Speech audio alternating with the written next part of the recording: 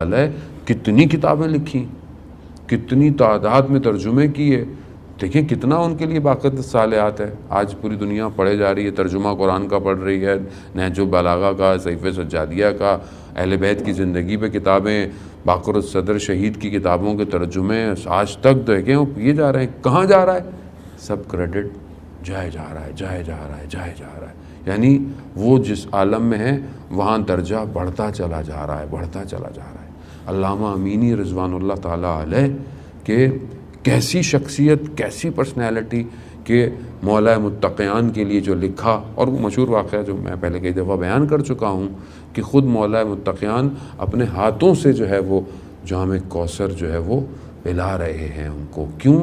کیونکہ مولا کے چہرے نام کو روشن کیا اور کس مقام پہ پہنچ گئے کہ بیان ہوتا ہے کہ یعنی صرف ایسی ہستی تھی کہ مطلب کچھ کہہ دے، اور کبھی بھی واقعات جتنے بھی ملتے ہیں کہیں ایسا نہیں ہوا.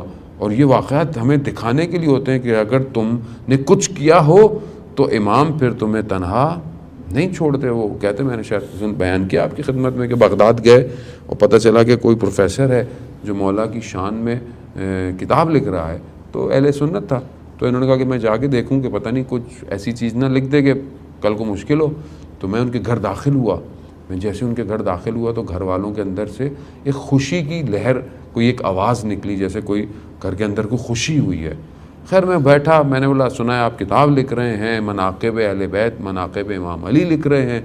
تو انہوں نے کہا ہاں یہ کیا ہوتا ہے؟ کہا کہ مولا کے فضائل لکھ رہے ہیں. کہا کیا فضائل ہیں؟ کہا علی مال حق و حق مال علی، علی حق کے ساتھ ہے، حق علی.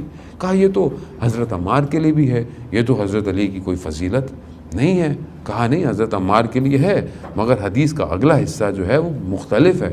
کہا حضرت عمار کے لیے ہے کہ جہاں جہاں حق جائے گا حضرت عمار وہاں جائیں گے، لیکن امام علی کے لیے ایسا نہیں ہے کہ جہاں جہاں علی جائیں گے حق جو ہے وہ وہاں وہاں جائے گا. تو وہ پروفیسر تھا، وہ کھڑا ہو گیا. کہا کھڑے کیوں ہو گئے؟ کہا آپ نے شان ایسی بیان کی ہے، آپ نے ایسی فضیلت بیان کی ہے. تو خیر میں نے اس سے گفتگو کی. جب مجھے یہ کنفرم ہو گیا کہ اب یہ اچھا لکھے گا تو میں اٹھا اور نکلنے لگا. تو میں نے سوال پوچھا کہ جب میں آپ کے گھر آیا تھا آپ کے گھر والے خوش ہوئے تھے، کیوں خوش ہوئے تھے؟ کہا کہ میری ایک بیٹی بہت بیمار ہے، اور ہمارے ہاں جب بھی کوئی ہمارا جو عالم دین شیخ آتا ہے تو وہ ایک دعا لکھ کے دیتا ہے، تو وہ دعا ہم اس بیٹی کے پاس رکھ دیتے ہیں. تو کچھ دیر اس کی بیماری میں کمی آ جاتی ہے، تو ہمارے گھر والے سمجھے کہ شاید ہمارا کوئی شیخ آیا تو ان کو خوشی ہوگی کہ تھوڑی دیر کے لیے ہماری بیٹی ٹھیک ہو جائے گی. علامہ امینی کہتے ہیں کہ اگر میں کچھ لکھ کے دے دوں؟ کہاں لکھ کے دے دیں. کہاں پرچہ اٹھایا، وہ پرچے پہ لکھا علی، اور پرچے کو لپیٹا.